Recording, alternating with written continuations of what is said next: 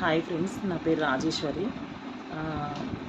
నిన్న నాకు ఒక కాల్ వచ్చింది. Sunrise Home Care Service అని. ఇంట్లో పని, వంట పని, బేబీ కేర్కి సంబంధించిన వర్క్స్ చెప్తారు వీళ్ళు. మొన్న నాకు కాల్ వచ్చి యాప్రాల్లో ఒక బేబీ కేర్ ఉంది, చేస్తారా అండి అని చెప్పారు.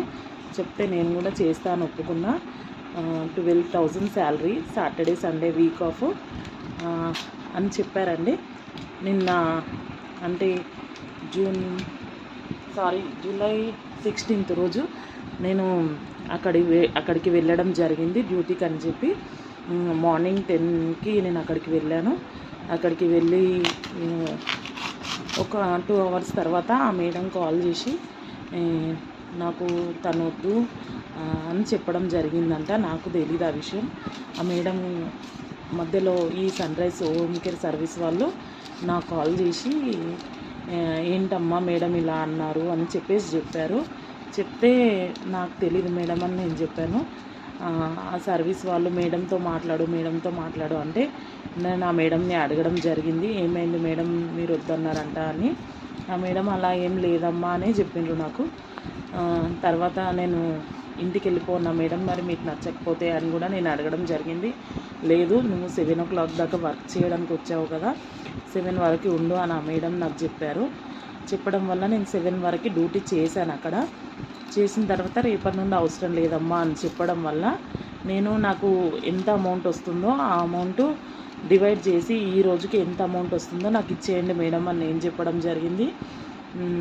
అయితే ఆ మేడం 200 ఇస్తా, 300 ఇస్తా అనేసి నాతో చెప్పారు. చెప్తే నేను చెప్పాను కదా మేడం, 540 రూపీస్ పడుతుంది మేడం, డివైడ్ చేస్తే పర్ డే 545 రూపీస్ వస్తుంది మేడం, నాకు 500 ఇవ్వండి నేను వెళ్ళిపోతాను నేను చెప్పాను.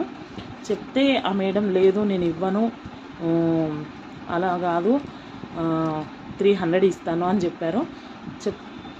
చెప్పడం వల్ల నేను కూడా ర్యాపిడో బైక్ బుక్ చేసుకొని వెళ్ళాను అక్కడికి. నాకు కూడా 100 రూపీస్ ఛార్జెస్కి ఖర్చు అయింది. దానివల్ల నేను అంత తక్కువ అమౌంట్ అయితే కుదరదు మేడం, నాకు 500 ఇవ్వండి అని నేను చెప్పడం జరిగింది. హోమ్ కేర్ సర్వీస్ వాళ్ళకి ఆ మేడం కాల్ చేసి చెప్తే సరే మేడం 300 200 ఇచ్చి పంపించేయండి అని వాళ్ళు చెప్పడం జరిగిందంట. ఆ విషయం నాకు తెలీదు.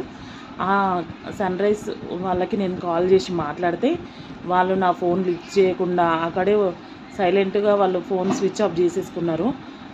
నేను వర్క్ వెళ్ళిన మేడంతో నేను మాట్లాడి అలా కాదు మేడం అని నేను చెప్పడం జరిగింది. ఆ మేడం నువ్వు గట్టిగా అట్లా మాట్లాడితే నేను చుట్టుపక్కల వాళ్ళందరినీ పిలుస్తా, నేను ఏదో తప్పు